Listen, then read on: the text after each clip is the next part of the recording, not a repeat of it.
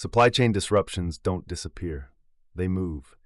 When weather breaks logistics, costs don't vanish. They shift through the economy until someone absorbs them. In this final episode, we answer the most important question: who ultimately pays for supply chain stress? Educational and informational content only.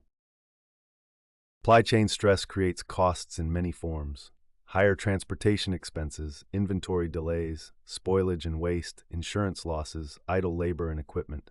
But these costs are rarely paid by a single actor. They move step by step through the system. Companies closest to disruption pay first. Manufacturers face delayed inputs.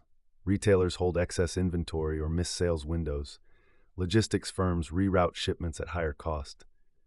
Initially, businesses absorb losses to preserve relationships and market share, but this absorption has limits. When disruptions persist, costs move outward. Higher freight expenses become higher product prices. Reduced availability creates price pressure. Delays turn into scarcity premiums.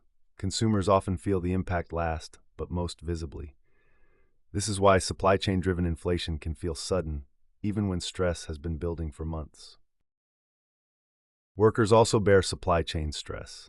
Reduced hours during shutdowns, temporary layoffs, wage pressure in disrupted sectors.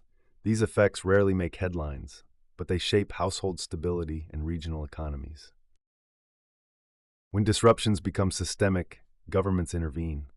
Emergency funding, subsidies and price controls, infrastructure spending, strategic reserves. Public intervention socializes costs that private actors can no longer absorb. At this stage, supply chain stress becomes a fiscal issue. Who pays depends on market power, contract structures, timing, regulatory frameworks.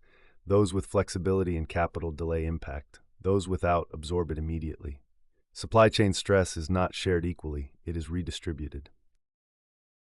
Weather doesn't just disrupt logistics, it reshapes who carries economic risk. Understanding supply chain stress means understanding cost transmission, not just physical disruption. This concludes the Supply Chains and Logistics series.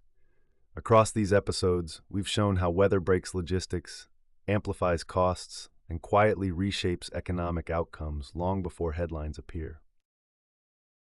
If you want to understand why prices change, availability shifts, and risk feels uneven, supply chains are the place to look.